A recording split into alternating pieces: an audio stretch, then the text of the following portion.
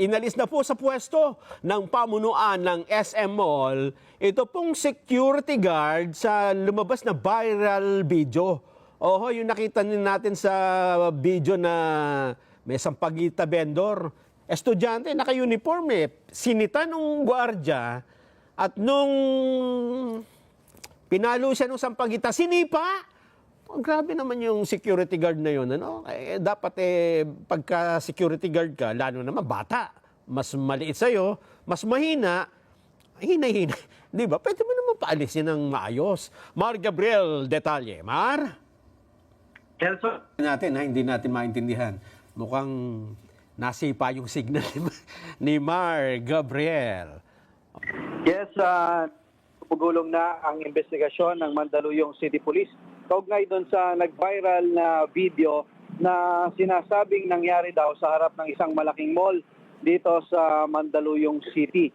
Makikita sa video yung pagtaboy ng security guard at pagsira doon sa mga panindang sampagita ng babae na nakasuot ng school uniform. Nung pumalag yung biktima, agad na mga sinipa ng gwardiya at itong ang video ay mabilis ngayong nag-viral sa social media.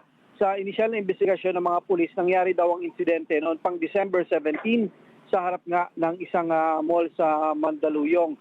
At base doon sa inisyal na investigasyon, sa pagsiyasat ng mga pulis, napag-alaman na itong uniforme na suot ng biktima ay doon daw sa Pugad Lawin High School. So pinuntahan na ng mga operatiba ng PNP itong paaralan na yan. At bukod sa Quezon City, isa pang paaralan sa Pasig City yung pinuntahan nila para hanapin itong biktima at tulungan sila na makapagsampa ng kaso.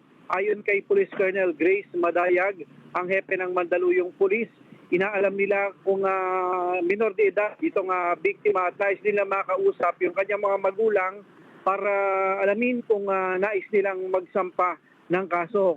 Base sa inisyal na nakita doon sa video, posible raw na sampahan ng kasong paglabag sa RA 7610 itong suspect o yung Anti-Child Abuse Law. Ang Supervisory Office on Security and Investigation Agency o SOSIA nagsasagawa na rin, Nelson, ng motu proprio investigation sa insidente. Layo naman niya na tukuyin yung kasong administratibo na maaaring kaharapin ng pulis. Itong security guard, ayon dito kay Colonel Yudisan Gulciano, ang tagapagsalita ng PNP Civil Security Group, kasama sa aalamin yung posibleng violation nitong gwardiya na kung mapapatunayan ay posibleng mauwi sa pagkansela ng kanyang lisensya itong kanyang ginawa.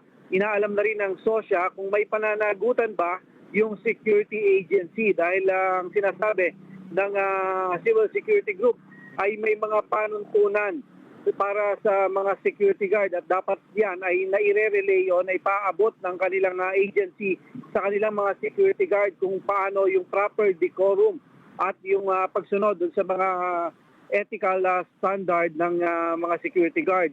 Yung Red Eye Security Agency naman na kung saan kabilang itong security guard ay humingi na ng paumanhin sa naging aksyon ng kanilang security guard at nangako na paaalalahanan ng kanilang mga tauhan na maging profesional sa lahat ng oras. Pamunuan ng SM Malls, maring kinundi ang insidente at nakikisimpatya raw sa biktima.